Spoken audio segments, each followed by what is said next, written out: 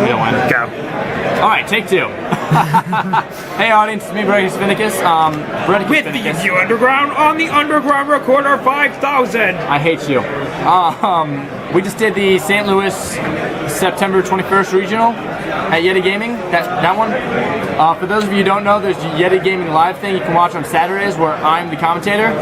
So if you don't get enough of me, channel, probably have feature matches. We do have feature matches on our YouTube channel from it. So check me out there every Saturday from like 11 to something.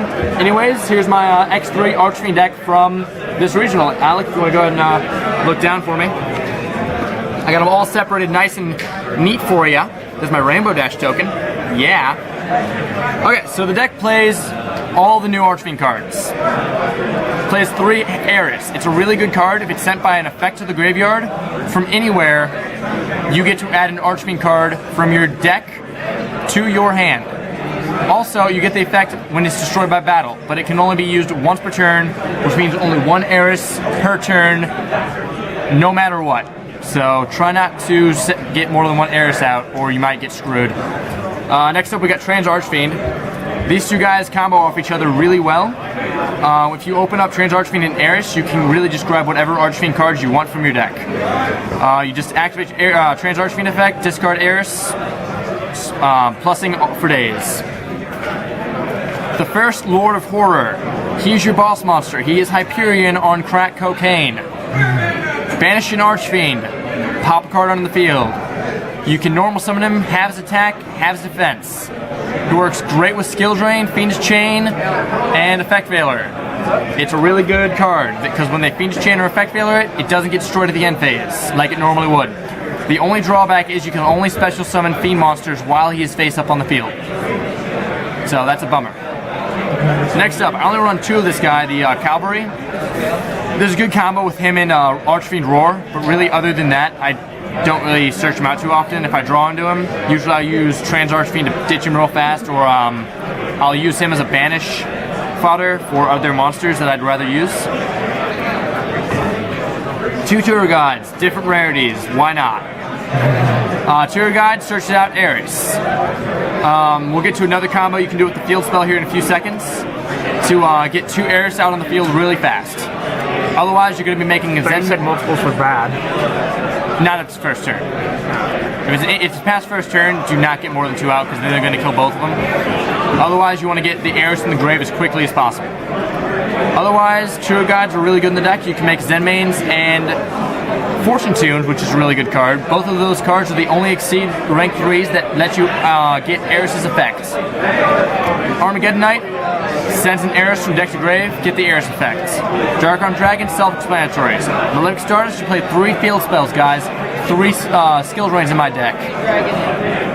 Malefic Stardust is kind of a given, and it's an Eradicator target, mainly, so. Dark Necrophier, the last card in the main deck of monsters. It does. It helps me OTK. It's essentially a 3rd falling down, and it's an Eradicator target when I have my field spell out. So it's an all-around good card. It's a 27 beat stick with the field spell out. It's a 28 defense when it's not out. It's a really good card. It banishes 3 Fiends right off the bat for your return from the different dimension OTK. You can't go wrong with that. Here's that field spell I was talking about. Archfiend Labyrinth. I don't play the old field spell. I might switch to that build some other time, but in the meantime, I like this field spell. It's a 500 boost. You can target 1 Archfiend you control and 1 Fiend you control. Banish the Fiend monster, special summon an Archfiend from your deck that's the same level as the first Archfiend you targeted. So you can swarm pretty easily with it. It's an all-around good card. Lets you get Archfiend first Lord of Horror out really easily. It lets you get Trans Archfiends out pretty easily. It lets you just make some really good solid rank 4, rank 3 plays. Foolish, Archfiend Harris target. That's really all it's there for.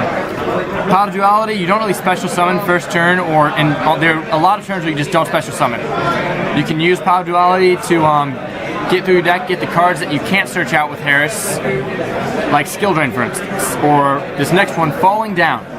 It is a snatch and steal. Am I putting those down too low? That got a little bit low, but it's not a big deal. I can... Falling down, it's a snatch and steal. Activate by targeting one opponent's monster. Equip this card to take control of it. Destroy this card if you do not control an Archfiend card. Guys, the reason why I play this is because falling down, and this is an Archfiend card and counts for falling down. It's kind of cool. But during each of your opponent's standby phases, you take 800 damage. Only use this if you're going for game that turn. Well then, Allure of Darkness, Dark Hole, just because. Skill drains, we got 3 of them. They're good cards. It turns your boss monster's half attack into a full 3,500 because of the field spell is usually out and it's broken. You do a lot of banishing in this deck, so a guy told me run Escape from the Dark Dimension, and I loved it. Your opponent declares an attack, and all you've got is a banished Eris. Activate Escape from the Dark Dimension, special summon Eris in defense. You not only take no battle damage from that monster unless it's a Bora, but you also get a Surge. It's kind of good. It really does this puts in a lot of work. I do recommend running this at 3, along with Call of the Haunted at 3. That's 6 Call of the Haunted at this point. That's a really good stuff. I can't get enough of it. And like I said earlier, you banish a lot of stuff with Dark Necrophilia, you banish a lot of stuff with the Dark Armed Dragon, you banish a lot of stuff with Archfiend Horror. You're going to be using a lot of that, and if you're not banishing Horror, you can go at it with Call of the Haunted. There's a combo I talked about earlier with you guys. It was the Cavalry and the Horror. So, here's what you do. Your opponent declares an attack while you have the field spell up. Activate Archfiend Roar. You take 500, special summon Cavalry. It's at 24. You will then... they can't get over Cavalry usually, so at the end phase, Cavalry is destroyed. Since it's destroyed by an effect, you can special summon Archfiend Horror from your grave. It's kind of cool. Then we have Eradicator, Return, which is how you OTK in this deck usually, and Torrential Tribute just because it's a good card. It just, you need more backrow in the deck. That's the only thing I really had all day is I didn't, when people realized I wasn't playing backrow, that they kind of just went ham on me. It kind of sucks. So we're going to go to the extra deck.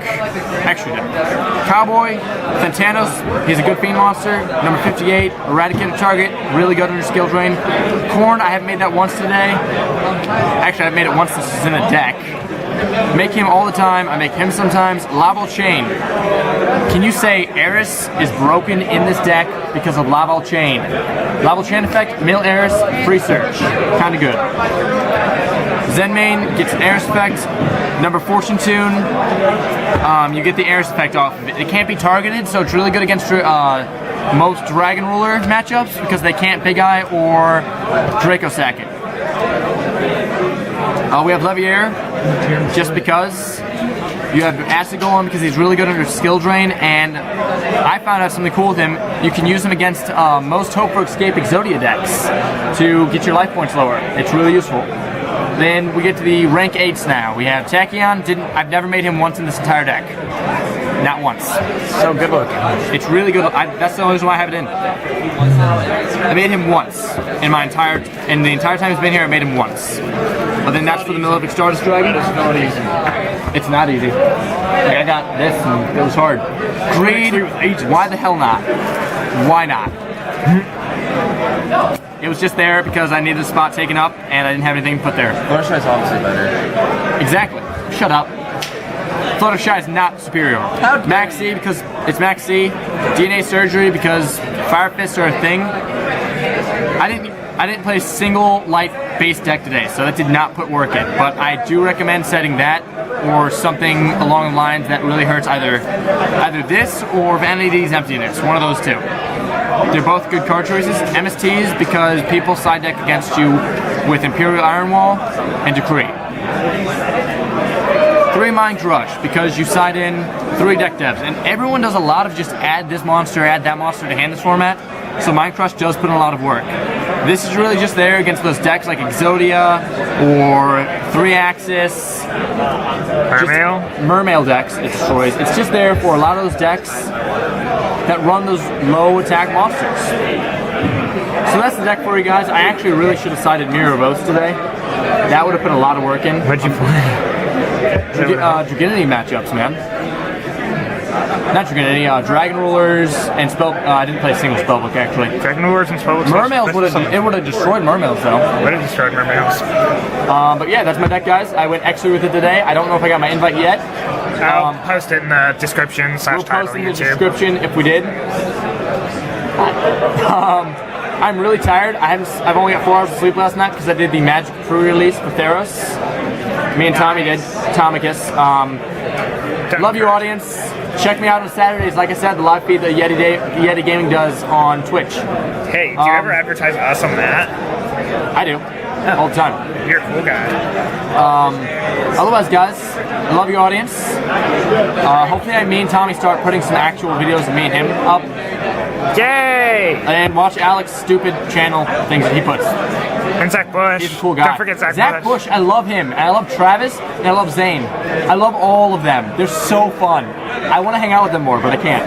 Okay. Bye, audience.